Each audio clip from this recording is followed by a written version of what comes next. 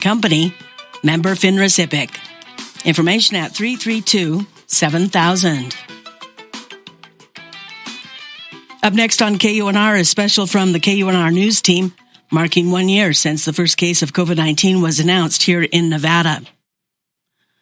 This is KUNR Reno and KNCC Elko. It's 6.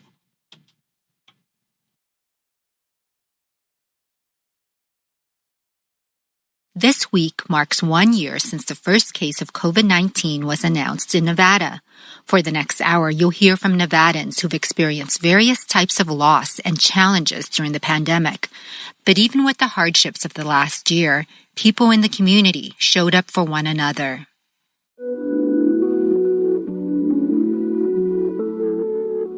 For KUNR News, I'm Autumn Gray. And I'm Lucia Starbuck.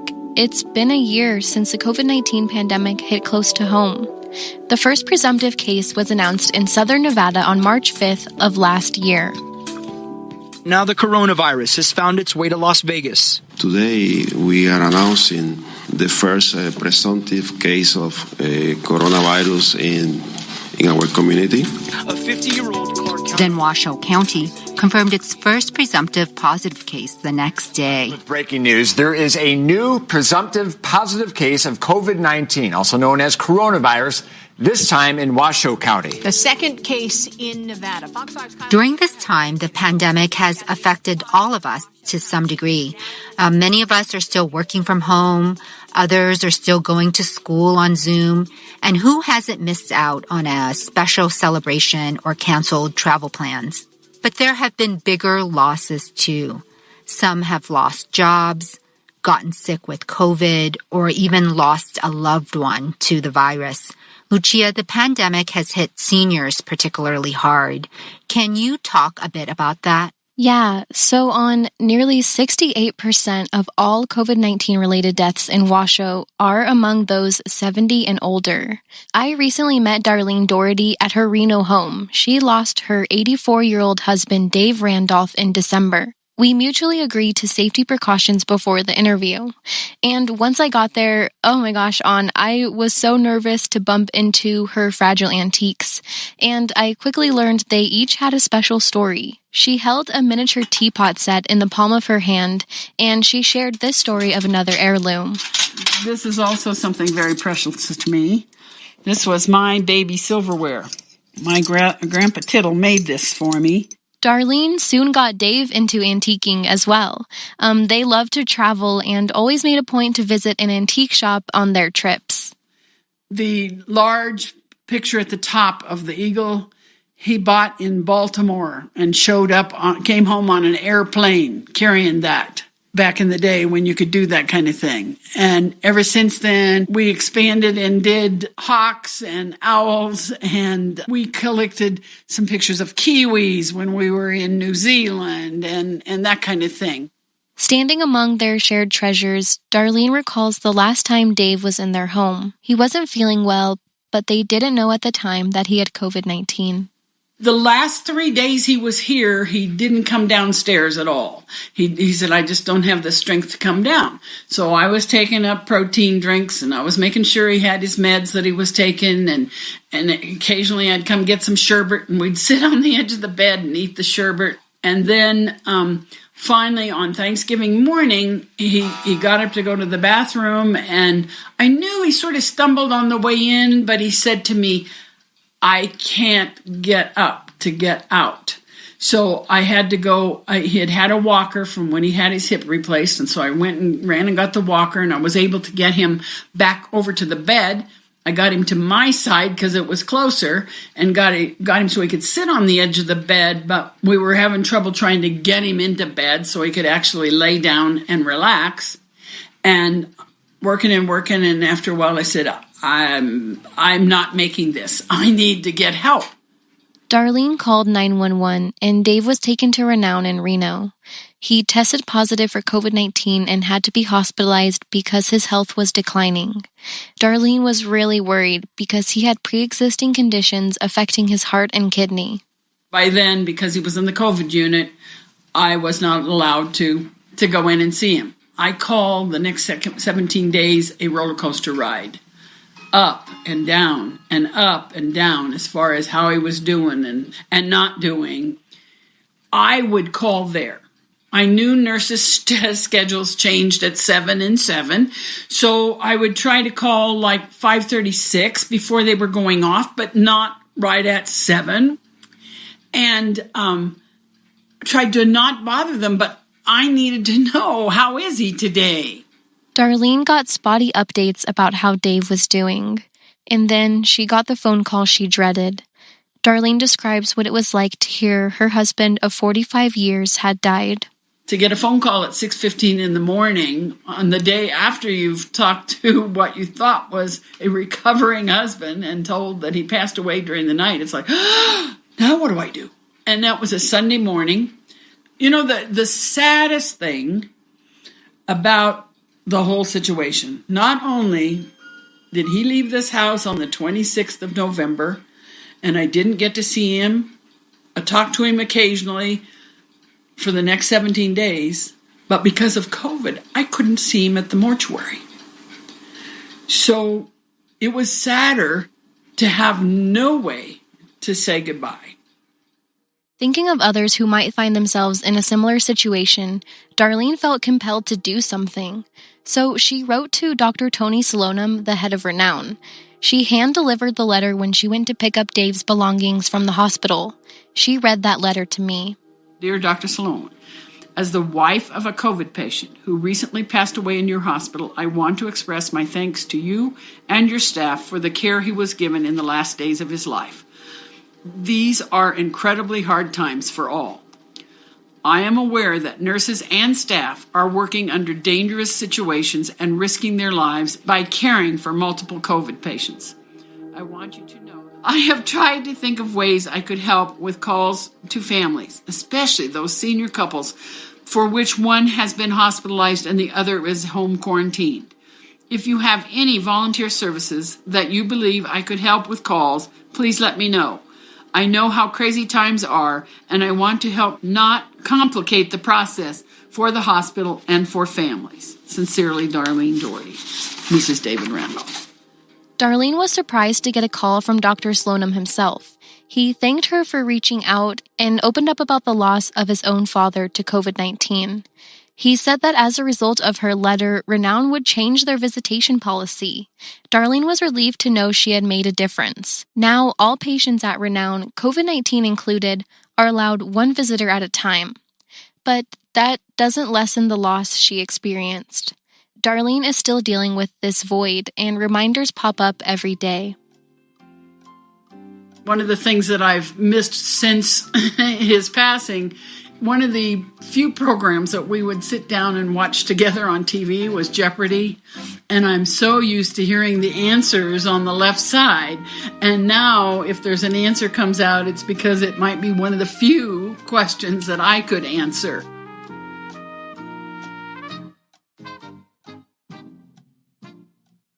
Lucia, Darlene's story is so moving. And along with Darlene Doherty, many others have lost loved ones to the virus too. Throughout the pandemic, nearly 5,000 Nevadans have died. Close to 650 people were from Washoe County. There have been about 300,000 cases statewide. Taking care of COVID-19 patients has been particularly tough on frontline medical workers like Dr. Jenny Wilson. Jenny is an ER doctor and the medical director of the ER department at St. Mary's Regional Medical Center in Reno. She's also the medical director at REMSA, the local ambulance provider. I had my first really sad case at the end of March last year, and it was devastating. It was a 57-year-old man. He was healthy, and I could see the fear in his eyes, and his oxygen saturation was low, and he felt bad but not terrible. And I was hopeful, and he was hopeful, and then he just experienced this demise. And really, one tragic detail that has not been a part of my professional life ever is that the people who died, the family members, didn't get to sit by the side of their dying loved ones. And I can't even imagine. I can't imagine having a loved one die and being told that I couldn't be by their side. Jenny says the human toll of the pandemic weighs on her and her colleagues. You can't help but to think about that as you're going through your daily work. And there's nothing you can do about it other than, wash your hands, wear a mask, socially distance, stay at home. So the inability to control that, for me personally, that produced a great deal of pain. And I know that has had a huge influence on the providers. But it's more than just losing patients to COVID-19. Jenny says providers have also been treating some who've endured long-lasting symptoms. They're known as long haulers, people with symptoms lasting weeks or months. The people who didn't die of COVID, but just had long hospital courses, or some of them even just had short hospital courses, many of them are still suffering. Many of them, their lives are permanently changed from the experience of having had COVID. There's people in renal failure. There's people who still, months afterwards, they are so winded when they walk even just short distances. The amount of time it is taking for some people's lungs to recover, it's something that I don't think that the public is really aware of or takes into account, but the numbers of people dead, that's not the only important effect of COVID. It has devastated, I'm sure, at least twice that amount of people who are not dead. And that's something that we see now in the emergency room. These people are still coming back.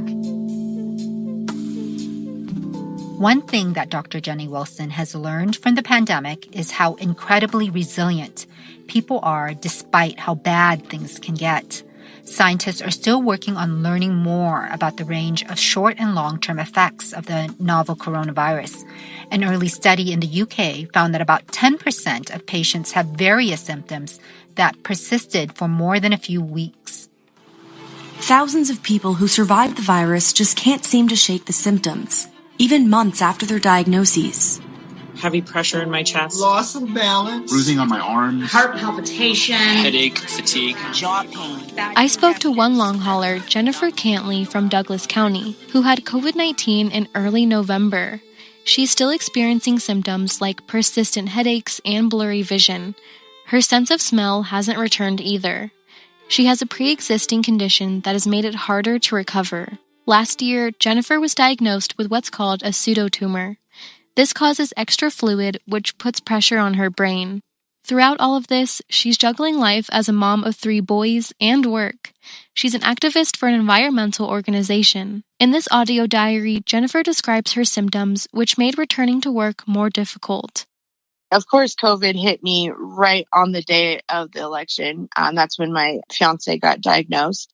It just was like all these emotions at one time, because it's like the fear of the words you don't want to hear as a mom who has asthma, and then 2 children who have asthma. And then bam, oh, now you got COVID.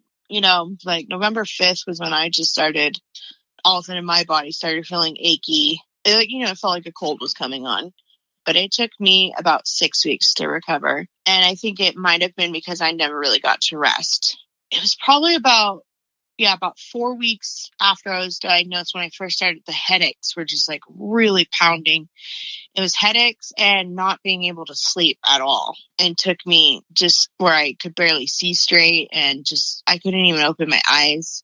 I was actually on a call with Senator Cortez Masto's office for work, and I'm looking at the screen and I noticed my left eye is like extremely dilated. So I ended up taking a screenshot of myself, and I sent it to my neurologist, and she's like, that's not good. So they sent me to an MRI again. They did find some extra white spots that weren't there in September from my last MRI. The interesting thing is my ear ringing was a new thing. It turned from the high pitch, like fire alarm ringing, to this low bass, like a foghorn going off, and it would go like really low. They now have me on 6 different medications to tame all these different headaches. Yes, I may get my smell back. Yes, these symptoms may go away, and I pray to God they do, and I don't have to be on medication. but right now I'm classified as a long hauler. Jennifer Cantley's experience with COVID-19 has caused her to miss work, like many other Americans during the pandemic. Nevada faced record unemployment. Many businesses had to shut down temporarily, and some never recovered. The COVID economic shutdown hit Las Vegas harder than any other major city in the nation. So when the Strip shuts down, much of the economy surrounding it shuts down. Yeah, that's right. And the ripple effect On how has the pandemic affected the state's economy? Since Nevada's economy is so tied to gaming and tourism, it's been hard for the state to bounce back. In 2020, the gaming industry took a hit and was down $6 billion in revenue from the previous year.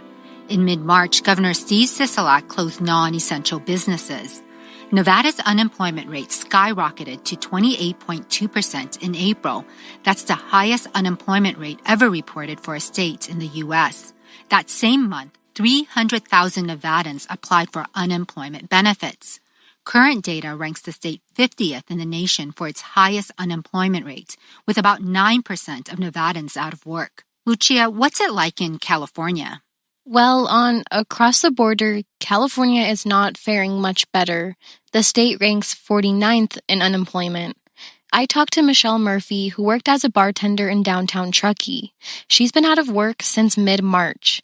I talked to her about how she weathered those hard times, which really ramped up with the cancellation of major sporting events last March. I was working the night that the NBA decided to shut down all their games, and there was a lot of concern about what was actually happening with this pandemic, and a lot of fear, I guess, involved with being so exposed. So initially, I don't think we anticipated it being such a severe closure. What point did you go back to work? We did reopen in the summer. I want to say maybe it was at around the end of May or June. And we returned to work at minimum capacity, 25% capacity. I ended up contracting COVID through work. Oh my God. And I say that it was through work because we didn't have fiberglass partitions in place. At that point, masks weren't mandated. A lot of customers were coming in and refusing to wear masks. Did you experience symptoms? Are you doing okay? I was really sick for about 2 weeks and then overall pretty impaired for about 6 weeks to 2 months. And then during that time, my job filled my position and didn't keep it open for me. Where are you applying? Where would you like to work next? Well, honestly, with contracting COVID, I'd actually really like a job with benefits now because I'd like to go see a doctor. I've actually decided to try to go back to grad school. If I do begin grad school, that won't be until the fall, and I would still need to be working even while I was attending school.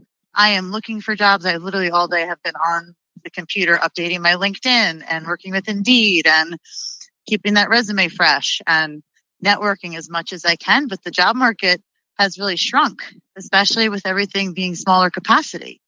A lot of places aren't hiring anymore. How has losing your job impacted you financially? Holy cow. It's been substantial. I'm pretty frugal with my money, and I've been working really hard my whole life. So luckily, I made sure I had savings just in case there was an emergency. And unbeknownst to me, 3 months later, look at what happened. What have you learned over this past year that you think you'll take with you? Probably that working so much and being apart from your family really doesn't make much sense. And prioritizing your time and being able to be with family and friends has been something that I'd really like to work harder on. Even though losing her bartending job during the pandemic was a curveball, Michelle Murphy is looking to work in a different industry and going back to school. After this short break, we'll explore how the economic instability during the pandemic has affected vulnerable communities and exacerbated food and housing insecurities.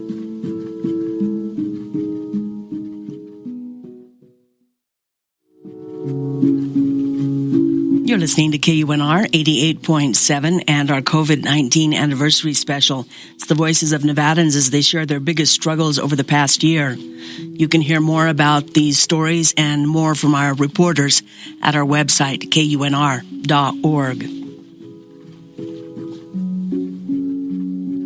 We get support from Nevada Humanities, presenting an online conversation with historian and author Isabel Wilkerson. The topic is caste, community, and injustice in America. It's happening tomorrow at 3 p.m. Zoom registration at nevadahumanities.org. That's tomorrow at 3 p.m. This is KUNR 88.7.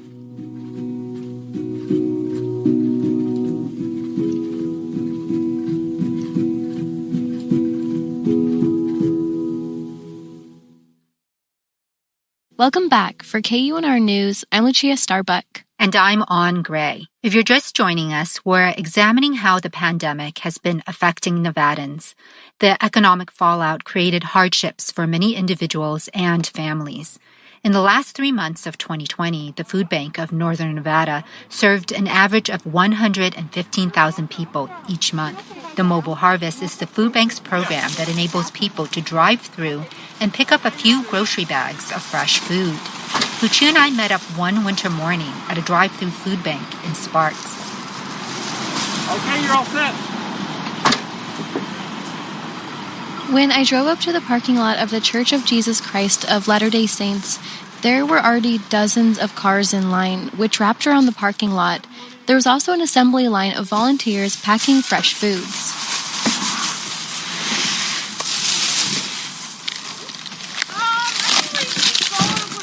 Mimi Crone is one of the volunteers putting cabbage, bananas, and celery into a bag. She's been with the food bank for about 5 years and has gotten to know the people she serves.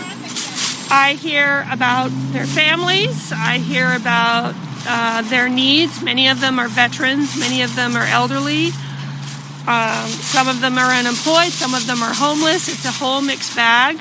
They all have great personalities, and I care about them. That's why I'm out here doing it. Mimi has seen an increase in demand over the last year. You know, up until 5 years ago, I didn't even use the word food insecurities. I would just use hunger, but it is an insecurity, and it's a very serious thing. Over the course of about 3 hours, between 300 to 400 people picked up food. Ivella Presser pulled up with her daughter. They live in Sparks, and Ivella is a diabetic, so her medical expenses leave her on a tight budget. So I came to see if they could help me. And for me, it makes a lot of difference because I have to go to a lot of doctors and I take medicine, and I just can't afford to do that if I have to buy groceries. So I don't have to buy as many groceries, so I can actually get better medical care. And I was just thrilled to death to have the opportunity to take care of other aspects of my life because I wasn't so worried about not having food to eat. And like Ivella, people in similar situations must choose between food and medicine. But it can still be difficult to ask for help. And honestly, I felt a little guilty. I'm not on the street. I have a home. I'm very grateful to have a car. Do I really need this? But it's really helped me. I've been able to go to the doctor 3 different times when I wasn't able to go before. I just was able to use the money that I would normally have to use towards the groceries and still maybe not have enough to take better care of myself. There are a lot of factors that contribute to rising food insecurity, such as high medical costs, expensive housing, and low wages. Someone who knows more about this is Jocelyn Lantrip. She's worked with the Food Bank of Northern Nevada for more than a decade. She's seen the region weather many economic downturns, including the Great Recession. This has been food insecurity like we have never seen before. I did work at the food bank during the recession, and we did see some high numbers. It wasn't as immediate. It wasn't as widespread. It wasn't as long-lasting. A lot of people that are low income haven't really recovered from the recession, and then this hit. Since some people have not recovered from the Great Recession, the economic crisis during the pandemic made it even harder to recover financially. After non-essential businesses were ordered to close in mid-March of last year, Jocelyn saw widespread unemployment create a higher demand. In April, one drive-through event at the Grand Sierra Resort in Reno served about 1,000 families in 3 hours. Who we're seeing now are more unemployed people that have been affected very directly by the pandemic, if they have had somebody in their family or they themselves have been sick and haven't been able to work. People who work in the hospitality industry, they're back to work, but it's so limited, the amount of money that they can make. And rents haven't gone down. So we're still seeing that high rent, high expense issue that we had before the pandemic. And now we've added a lot of unemployment, a lot of underemployment. And so we're seeing a lot of new people. The rate for childhood food insecurity in Nevada is tied with Louisiana for the worst in the nation. And more than 1 in 10 seniors statewide don't have enough to eat. The food bank is also focused on reaching people in rural communities. Certain areas have been harder hit. We have definitely seen significant need in the tribal communities and have stepped up that effort significantly as well. Jocelyn says the food bank relied on donations from businesses and individuals. Others have stepped up to help the food bank too, including the Nevada National Guard. Members have also assisted with contact tracing and worked at testing and vaccination sites.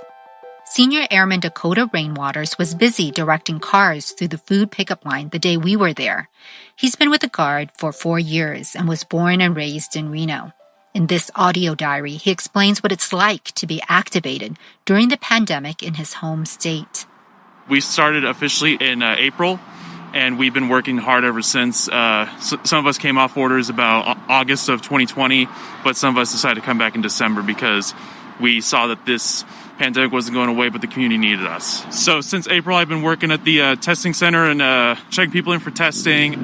Worked in the epidemiology center, just calling people and letting them know their situation, just contact tracing. And then now that I'm back, just been working vaccines. What I've learned in the pandemic is, make sure that you always have your friends back.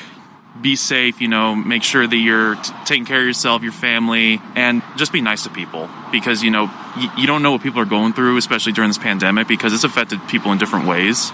My military family definitely got me through this. My actual family as well got me through this. It was hard in the beginning, just the quarantine and, the work issue because I was working a civilian job before I got activated for this. And so it was hard trying to find a job for a while, but luckily, the military came in and said, hey, we got these orders. You want to come out and help us out? I'm like, absolutely, I'm in. And so I made a lot of great friends, a lot of great family. And so, I'm going to take these guys with me to the grave.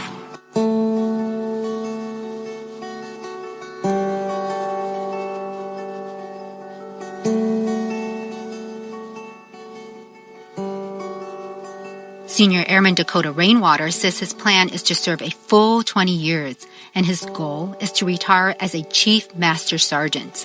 About 1,400 Nevada National Guard members have served throughout the pandemic so far. This is their largest and longest activation in their history.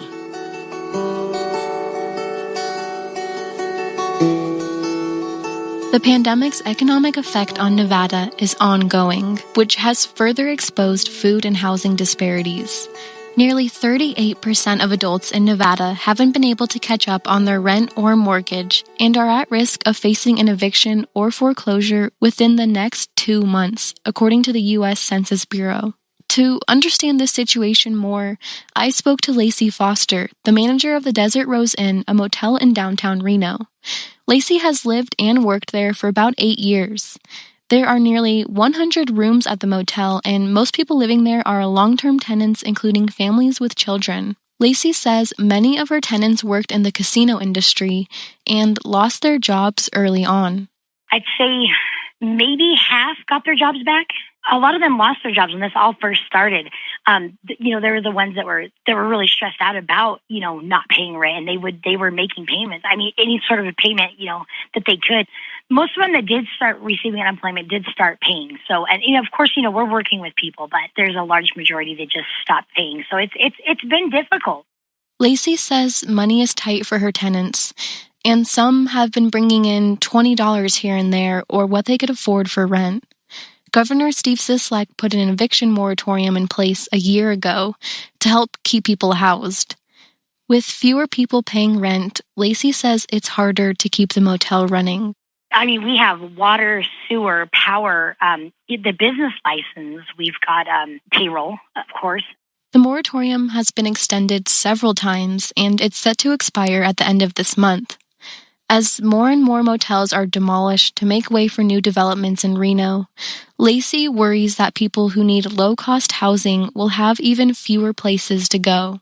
This is like the step before people are homeless. Even though it is a motel, it's still a room, and there's water, there's everything that a person needs. A home is a home. Wherever you make it, that's what it is. And everybody should have a roof over their head. But, we have a lot of older tenants here, veterans. We need motels. We need them. We really do need them. Across from us is a big empty lot where there used to be another motel. It is now filled with all the signs of all the motels that have been torn down. That's what we look at all day, is the graveyard, a motel graveyard. The way that I feel is like, what's next? The eviction moratorium is set to be lifted in a few weeks, and if that happens, thousands of Nevadans may lose their homes. The pandemic has had so many ripple effects, including economic uncertainty, and also increasing anxiety and loneliness for some. One group particularly at risk for isolation are seniors who live in congregate settings like skilled nursing facilities and assisted living. Many facilities experienced outbreaks that led to infections and deaths. To reduce the risk of infections, facilities closed to visitors. This must have been so tough for residents and their family members. You recently visited the Seasons of Reno, an assisted living and memory care home. What's their visitation policy like now? Well, the visitation policies at the facilities are following guidelines set by health officials to limit exposure to the virus. When I first arrived at the Seasons of Reno, I went through a screening process. For the temperature. Oh, for the temperature. Then, Lucia, this part really surprised me. A staff member disinfected my shoes. Just a disinfectant. The other one? Oh, nice. Awesome. Next, I was taken over to the visitation area. That's where families can see each other while seated 6 feet apart with a full-length plexiglass partition between them. Once there, I got a squirt of hand sanitizer while a staff member wiped down my seat. And then I am going to have to wipe down the chairs before you sit down. When people come to visit, we just like to make sure that the room is sanitized to keep everybody safe. As you can see, there's the plexiglass. She then went to the other side and sanitized the area for Donald Michel. Donald is a 79-year-old retired aeronautical engineer who has been living at the Seasons of Reno for about 2 years. He moved there with his wife because she needed care. Sadly, he lost his wife of 59 years this past October. It was not COVID-related. Even though they moved to the facility for her care, he's staying put for now because of the pandemic. Donald says it's been a trying year, and he misses many activities he once enjoyed with his family before the pandemic. He has 2 sons who live in Reno and a daughter in California. I miss the ability to go out in the town and do shopping and go places with my boys and stuff. There are not many residents still drive, but I still have my car so I can come and go as I please then. My wife enjoyed Reno. We would go to some of the plays downtown and shows and things like that. And we had to stop that. That was a big deal for me, but I understand the pandemic. The freedoms that I've had to give up, I think, are worth it. I'm still alive and just as healthy as I was before we started, and I consider myself something of a pandemic veteran now. When I was chatting with Donald, we were both masked up, so I couldn't see his whole face, but I could see his eyes light up when he talked about his family. I see my boys regularly, and I've had my daughter lives in Lancaster, California. She came up, so I've been able to visit with her, and then her daughter brought my great-grandchildren up here so I could see them. The only drawback is they bring these cute little babies up here and you can't grab them and hold them like you'd like to. But at least you get to see them and hear their first words and things like that. Since Donald lives in a residential community due to safety precautions, he's not quite able to go into town quite yet. I asked him what's the first thing he'd like to do when he can go out again. The first thing I'd like to do, I would like to go down. Here's a little ad for a restaurant. I'd like to go down to the Gold and Silver for breakfast with my youngest son. I always have a couple eggs over easy, bacon, and hash browns, and then I have a couple of pancakes too. It's a lot, but it's all really good.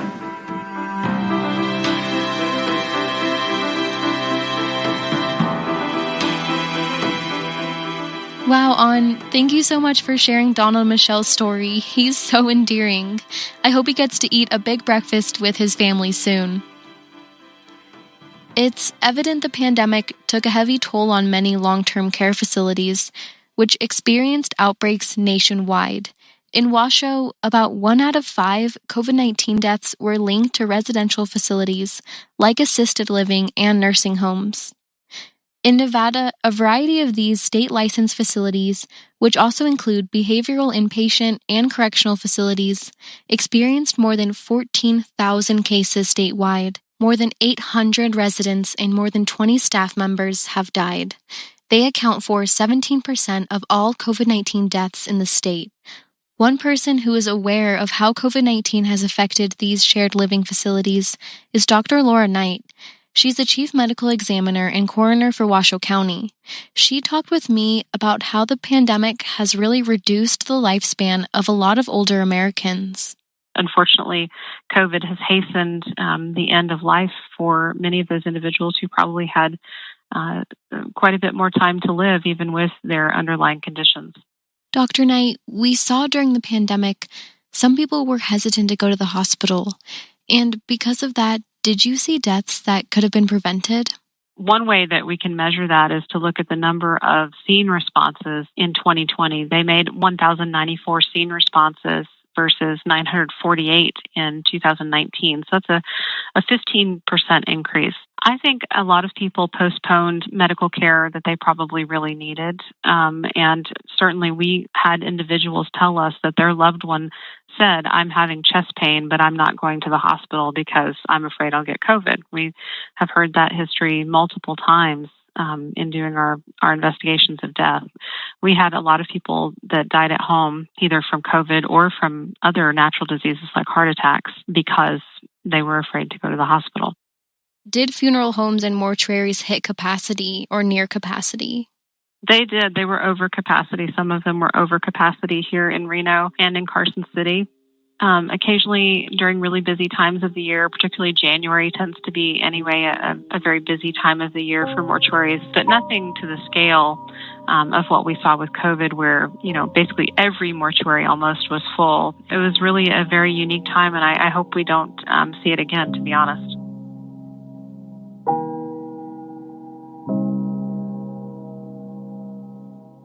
Coming up after the break, we'll look at how the pandemic forced people to change the way they live and work.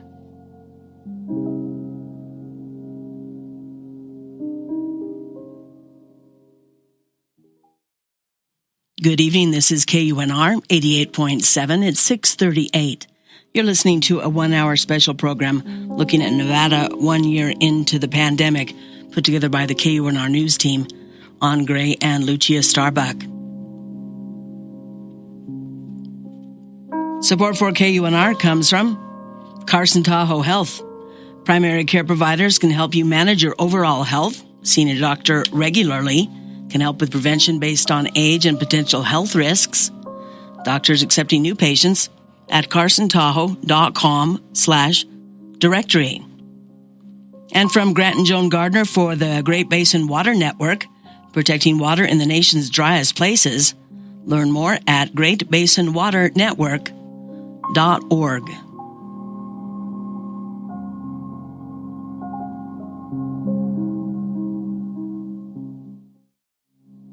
If you're just joining us, welcome to KUNR's special coverage on how the pandemic has affected Nevadans.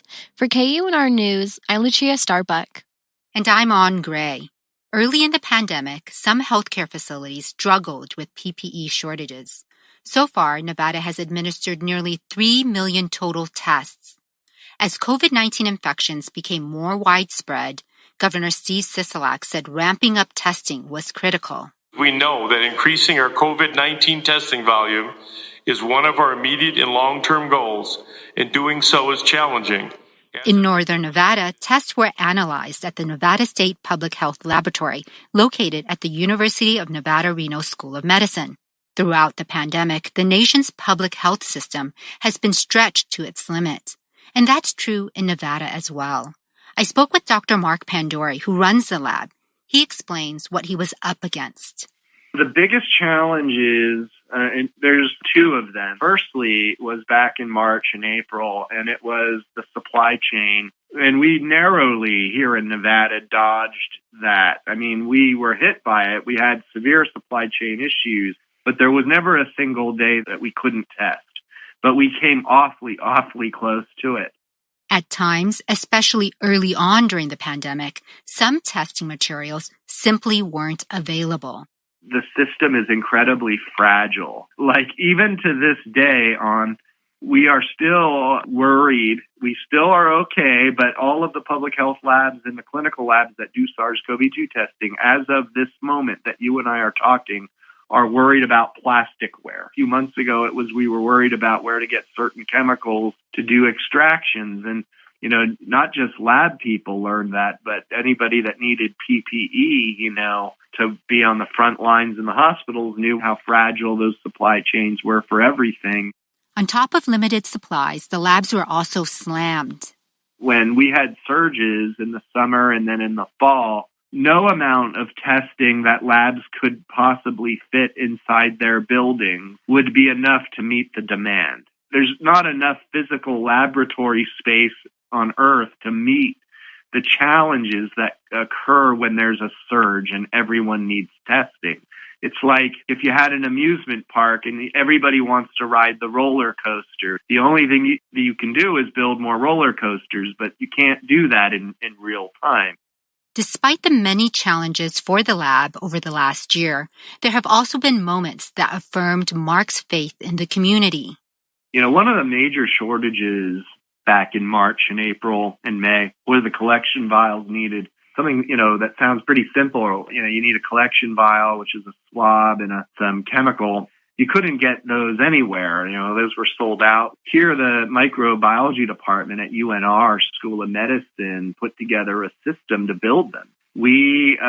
Everybody was coming in on the weekends to make sure that those were built and sterilized and quality controlled. And certain businesses in the community stepped up to say, hey, we can build those too. And when the swabs were a shortage, people on campus here figured out how to 3D print those swabs. These were people external to the public health lab. I mean, they could have stayed home and watched Netflix when we were all instructed to do so, but everyone on this medical campus stepped up, and that will never be forgotten. As Dr. Mark Pandori pointed out, the pandemic highlighted how crucial public health services are to a community in general, and especially in a crisis. Nevada was already ranked among the lowest in the nation for public health investment before the pandemic. Not much has changed. The state spends about $11 per person for public health services, which ranks second to last in the nation. For comparison, Washington, D.C. spends $363 per person. And as we've learned, with a lack of funding for public health, there are going to be gaps. Some groups aren't getting the information they need. For example, there's a lack of resources about COVID-19 testing and vaccinations in languages other than English. At the same time, COVID-19 has been disproportionately affecting Latino communities nationwide and in Nevada. Hispanic or Latino individuals make up slightly more than a third of all COVID-19 cases in the state, but they only make up 29% of the population. I talked to one of KUNR's bilingual reporters, Natalie Van Hooser, who's been reporting on the various factors that lead to these disparities. To look at one aspect of this, many Latinos are frontline workers. I talked to Maria Davis about this, and she's a professional interpreter who's worked in Latino community outreach throughout the pandemic. A lot of our Hispanic families are working families. Not everybody can afford to stay home, so they have to go out there and find a way to still bring some food to the table. Natalie says another issue is institutional mistrust. People who are undocumented can be hesitant to access services like getting a COVID-19 test or vaccination because they're worried they'll have to reveal their immigration status. Despite that common fear, your immigration status isn't required for COVID-19 testing and vaccination. These types of things are not new, but the pandemic has exacerbated the need for resources. That's why Natalie has been hosting virtual events in Spanish, so those community members can speak directly with their local leaders. One focused on schools reopening to shed light on how challenging the adjustment to remote work has been for many students and families dealing with language barriers on top of everything else. One of the most noticeable obstacles for some Spanish-speaking families was that some parents can only help their children in Spanish while their classes are in English. In some cases, parents who only speak Spanish worked with classroom assistants who usually help Spanish-speaking students to learn English. These assistants served as interpreters on the phone and helped answer questions about online learning. Many parents asked if it was safe to send their kids back to school. That was a concern for families across the board. Nurse practitioner Sonia Rich Maceo was a guest during our event. Es un riesgo ir a la escuela hoy en día. Es increíble, pero así es. Here she's saying that there is a risk with sending your kids to school in person, but that's a personal decision that each family has to make. That was a difficult conversation I'm sure many families had to have over the past year. Last March, Governor Steve Sisolak ordered schools to close their doors statewide. Reopening schools was polarizing and plagued with many challenges across the state. Many working families struggled with childcare, and many teachers had concerns about their safety. I was at a protest in front of the Washoe County School District's admin building in early August, where teachers and parents demonstrated. They wanted to postpone returning to in-person learning.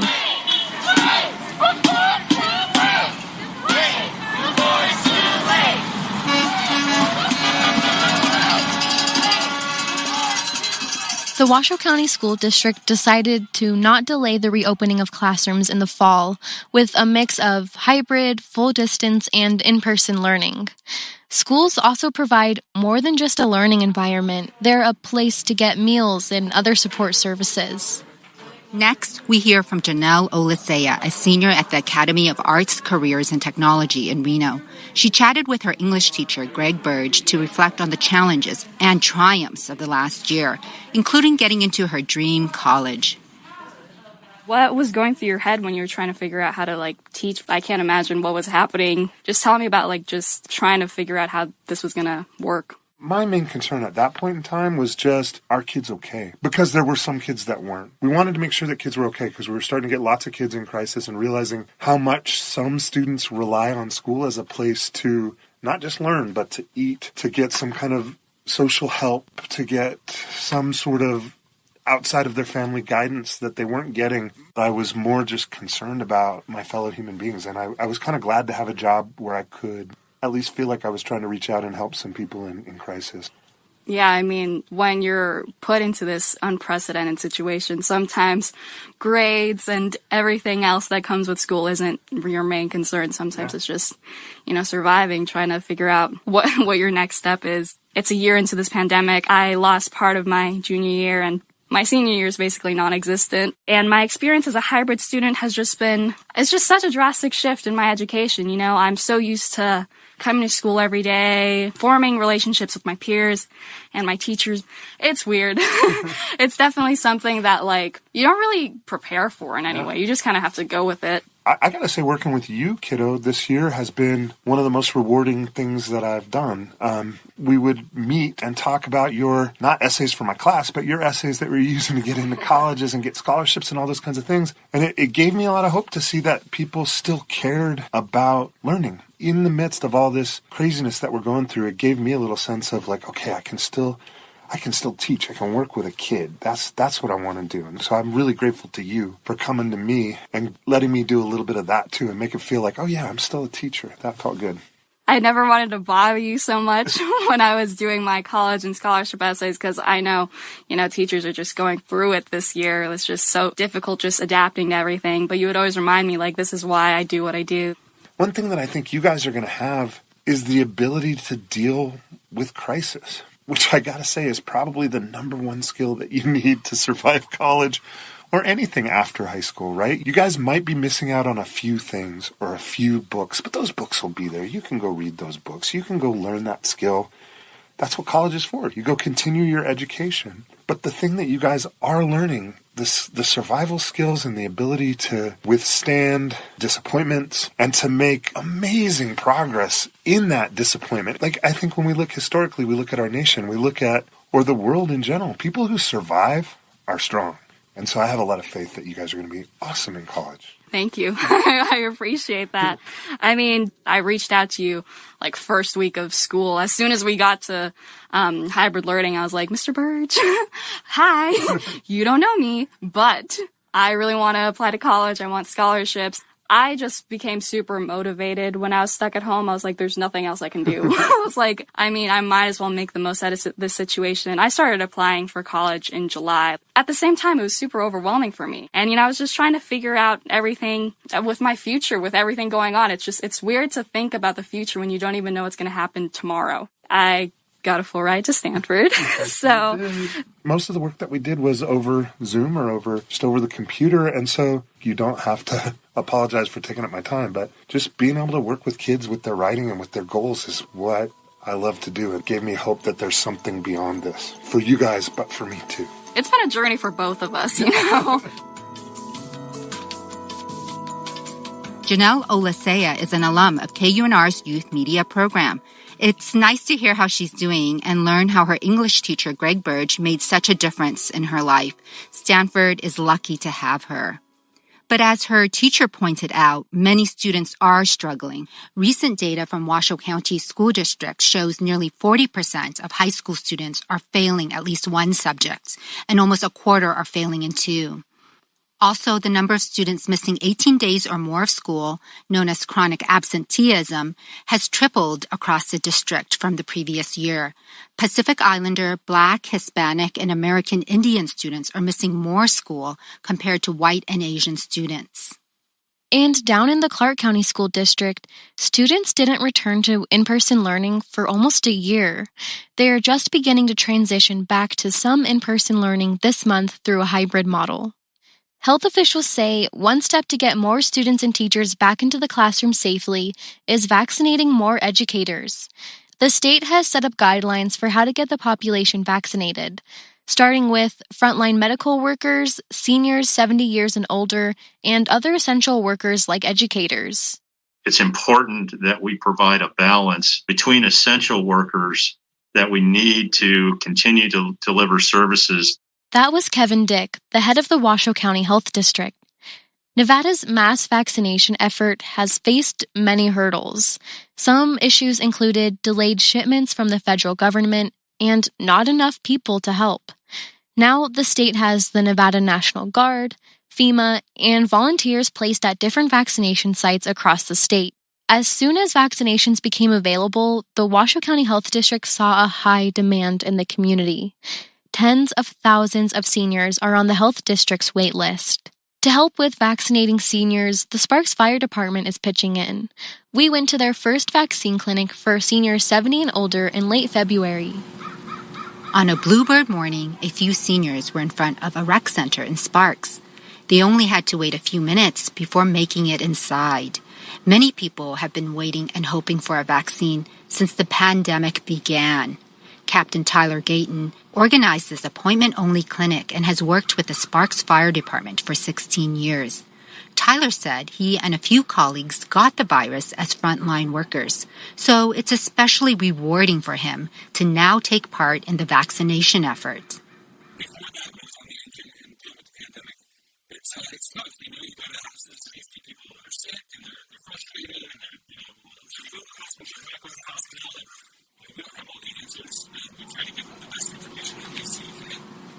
This was the first of many clinics that his department plans to offer. As we made our way inside, Tyler said signups opened online a week before the clinic, and the 100 spots available filled up in minutes.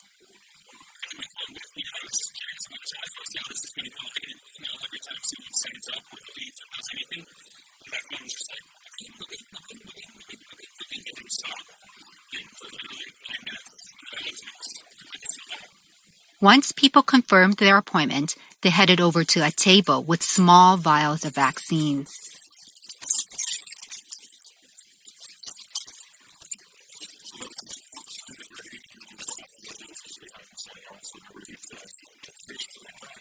Before they knew it, it was over. After the shot, people were asked to wait at least 15 minutes so the paramedics and EMTs could monitor people for adverse reactions. Federal health officials have reported side effects, including fatigue, sore arm, and slight fever. To get their symptoms monitored, the seniors rested in another part of the gym, with chairs spaced apart. That's where 70-year-old Steve Spear was waiting. He was happy to report,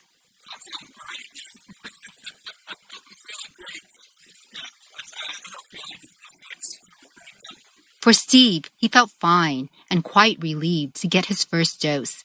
He reflected on how hard this past year has been.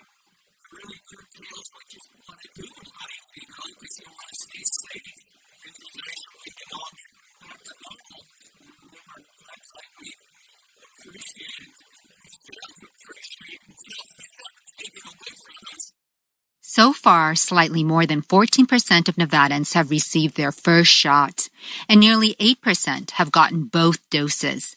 Seniors 65 and up have also become eligible. We really enjoyed meeting Steve Spear and all the other people we spoke to for the special. We're so grateful they agreed to share their stories and gave us a glimpse of what the last year has looked like for them. Some of them have really been through a lot. I'm with you, Lucia. It seems everyone has a unique yet universal pandemic experience. I don't think we'll forget them, their stories, their voices. We've learned that it's been a long year, a year of pain and loss for many, but also of perseverance and of people stepping up to help one another. Home means Nevada, home means the hills, home means the sage and the pine. We would like to give thanks to our KUNR colleagues, to our editors Michelle Billman and Crystal Willis who helped shape this project. Thank you. And a shout out to Jaden Perez, Olivia Ollie, and Natalie Van Hooser for their contributions, along with Noah Glick for technical support. The music you heard throughout this special can be found at freemusicarchive.org. And the Home Means Nevada track is a collaboration with several musicians from around the state. The primary artists are Eric Henry Anderson, Kaylee Foster, Gina Rose, and Nick Aliberti. Support for the reporting comes from Report for America, an initiative of the Ground Truth Project, and RTDNF, the Radio Television Digital News Foundation.